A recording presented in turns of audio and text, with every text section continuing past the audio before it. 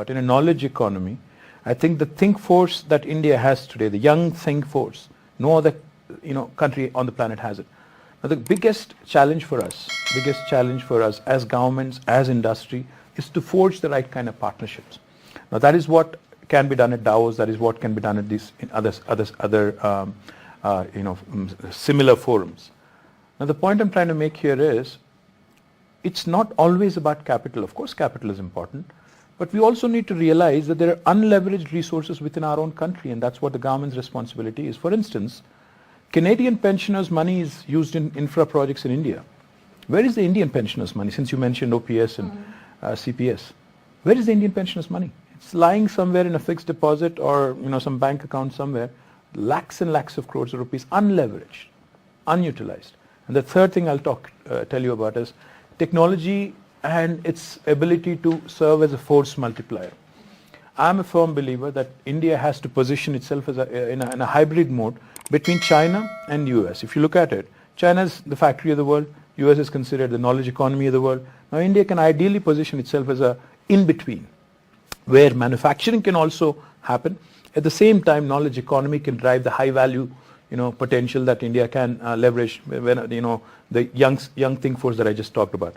Having said that, going back to your question, wealth creation in India historically has not been appreciated. In fact, any entrepreneur, if you look at the West versus India, I think it has a bit of a root in the socialist mindset with which we started off. So wealth creators are typically not looked at as employment generators.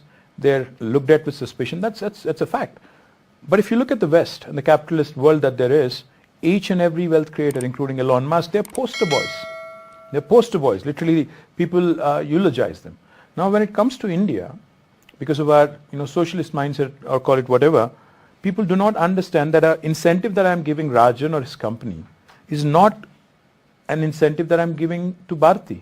In fact, it is to create employment, to spur innovation, to create more tax revenue, to improve the economy. Distinguished business tycoons on the dais, respected ambassadors, Your Excellencies, country industry delegations, captains from the industry associations, industry representatives assembled today from across India and Andhra Pradesh, friends from the media, ladies and gentlemen, a very good morning to all of you and a warm welcome to our state of Andhra Pradesh and to our ever bustling, ever vibrant, ever growing, the city of destiny, Visakhapatnam. As we are assembled today for the Andhra Pradesh Global Investors Summit 2023 in Visakhapatnam, you will get a chance to hear about the remarkable advantages of the state, the varied opportunities that the state holds for investors from all walks of life. It is a very proud moment to each of us in the state to witness the remarkable response to the summit from all of you.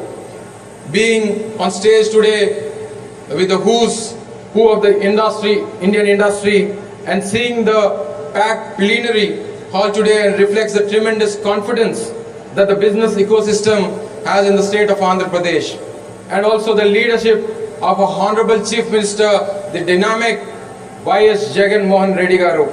Today Andhra Pradesh is rapidly growing, progressing under his clear directions across all dimensions.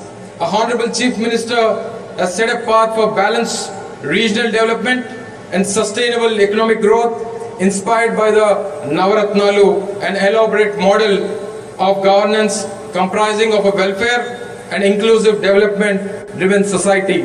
Our Honorable Chief Minister has ushered in a paradigm shift in governance in the state. Yeah, we don't see the results, I'm sorry. Don't want to be rude here, but yeah, I'd be interested in that.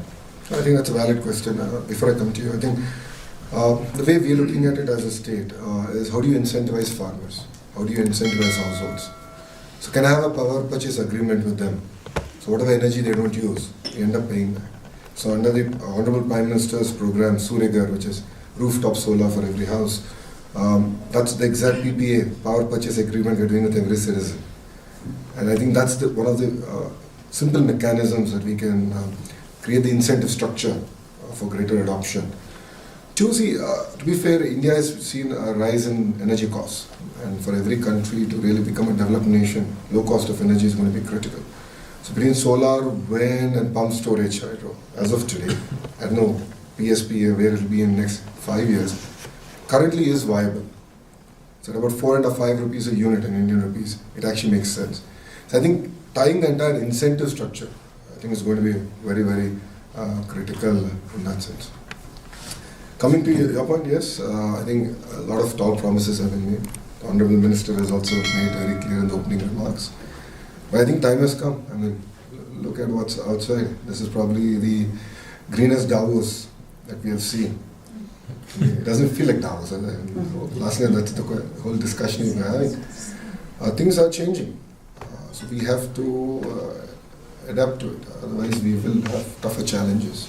And if you look at natural calamities, it is going up. And insurance companies are running out of money. So we have to translate. So I think politicians are to be partially blamed for it, not creating the vibrant ecosystem to enable it. So for me, what's exciting is mind to energy.